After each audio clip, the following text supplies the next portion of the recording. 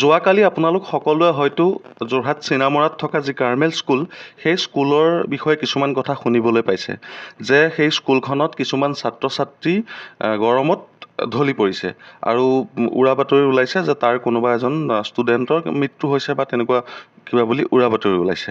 সেইটো আপোনালোকে বহুত নিউজ পৰ্টেলত পাইছে নাইবা সামাজিক মাধ্যমত যিকোনো পেজত আপোনালোকে দেখিবলৈ পাইছে।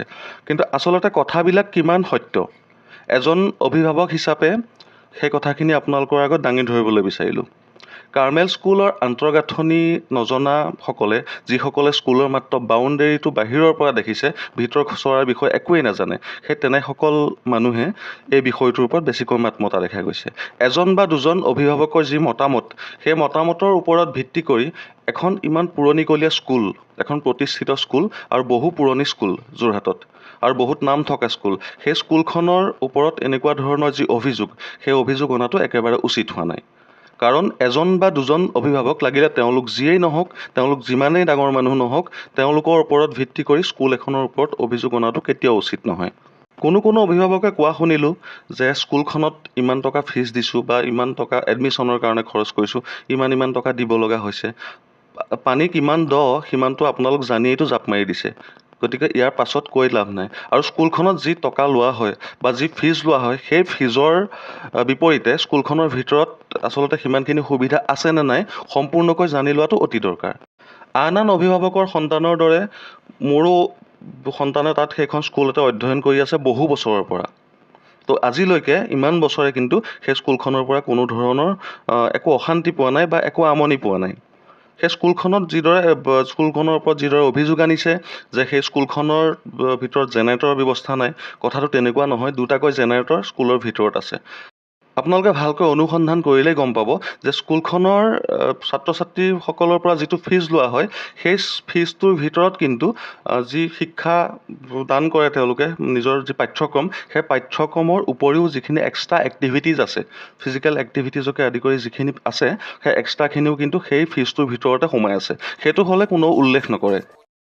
কোনোবাই কাৰোবাৰ ব্যক্তিগত আক্ষেপ বা আখেজ পূৰাবলৈ গৈ এখন শিক্ষানুষ্ঠানৰ ওপৰত এলিগেশ্যন আনিব পাৰে, সেইটো একো ডাঙৰ কথা নহয়। কিন্তু তাৰ মানে এইটো নহয় যে প্ৰত্যেকজন অভিভাৱকেই সেই স্কুলখনৰ ওপৰত বিৰূপ মন্তব্য প্ৰদান কৰিব, নাইবা সেই স্কুলখনৰ পৰা যে সকলোবিলাক অভিভাৱক অসন্তুষ্ট, কথাটো কিন্তু তেনেকুৱা নহয়। ব্যক্তিগতভাৱে মই স্কুল কৰ্তৃপক্ষৰ কাকোৱে চিনি নাপাওঁ বা স্কুলৰ ভিতৰৰ কোনো মানুহকেই চিনি নাপাওঁ। মাত্ৰ মোৰ সন্তানে সেই স্কুলখনত অধ্যয়ন কৰি আছে বহু বছৰৰ পৰা।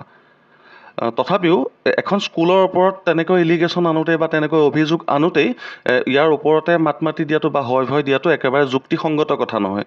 কাৰণ সেই স্কুলখনৰ পৰা আজিলৈকে কোনো ধৰণৰ অসুবিধা মই পোৱা নাই। এজন ভিডিঅ' ক্ৰিয়েটৰ হিচাপেই হওক নাইবা এজন ইউটিউবাৰ হিচাপেই হওক, এই বিষয়টোত মাত মতাটো অতি জৰুৰী বুলি ভাবি আজিৰ ভিডিঅ'টো আপোনালোকৰ মাজলৈ প্ৰস্তুত কৰিলোঁ। আপোনালোকক দেখাবলৈ চেষ্টা কৰিছোঁ। আপোনালোকে যি ভিডিঅ'বিলাকত দেখিছে যে তাত খোৱা পানীৰ ব্যৱস্থা নাই, কিবা নাই, তেনেকৈ যিবিলাক শুনিছে, সেইবিলাক যে আচলতে যিবোৰ উৰা বাতৰিহে উলিয়াই আছে বা সেইবোৰ কোনো ধৰণৰ একো তথ্য নথকা বা একো তথ্য নথকাকৈ প্ৰচাৰ কৰা যে বাতৰি, সেইখিনি দেখাবৰ কাৰণে আপোনালোকক স্কুলখনৰ ভিতৰ চৰাৰ কিছু অংশ দেখুৱাইছোঁ। স্কুলত অন্য যিবিলাক প্ৰাইভেট স্কুল বা অন্য যিবিলাক ব্যক্তিগত স্কুল আছে, সেই ব্যক্তিগত স্কুলবিলাকত খোৱা পানীৰ যি ব্যৱস্থা কেনেকুৱা আছে নাছে সেইটো আমি নাজানো বা দেখা নাই। কিন্তু নিজৰ সন্তানে পঢ়া স্কুলখনৰ ভিতৰত আৰু প্লানটো কিমান ডাঙৰ সেইটো কিন্তু দেখিছোঁ। বা স্কুলখনৰ ভিতৰত কাৰেণ্ট যোৱাৰ পাছতো যে জেনেৰেটৰৰ ব্যৱস্থা আছে, দুটাকৈ ডাঙৰ জেনেৰেটৰ, সেইটো কিন্তু আমি নিজ চকুৰে প্ৰত্যক্ষ কৰিছোঁ। আচলতে কি হয়, এই গৰমৰ দিনত ল'ৰা ছোৱালীবিলাক কেতিয়াবা অকণমান অসুস্থ হৈ যায়। অন্য বহুত স্কুলত কিন্তু তাৰ কাৰণে প্ৰাথমিক চিকিৎসাৰ কাৰণে কোনো ধৰণৰ ঠাই নাই। আপোনালোকক মই এই ভিডিঅ'টোতে দেখুৱাবলৈ চেষ্টা কৰিছোঁ সেই স্কুলৰ ভিতৰত যি চিকিৎসাৰ ব্যৱস্থা, সেই চিকিৎসাৰ ব্যৱস্থাটো কেনেকুৱা। সম্পূৰ্ণ বাতানুকূলিত ব্যৱস্থাৰে তেওঁলোকৰ সেই প্ৰাথমিক চিকিৎসা প্ৰদান কৰে। ল'ৰা ছোৱালীক তাত ৰাখি থয় বা আপোনাৰ যদি বেছি অসুস্থ হয়, সেই তাত আৰামত মানে বেড আছে, বেডত শুই থাকিব পাৰে বা জিৰণি লৈ থাকিব পাৰে তাত, পিছত অভিভাৱকে গৈ পেলাই ঘৰৰ পৰা লৈ আহিব পাৰে।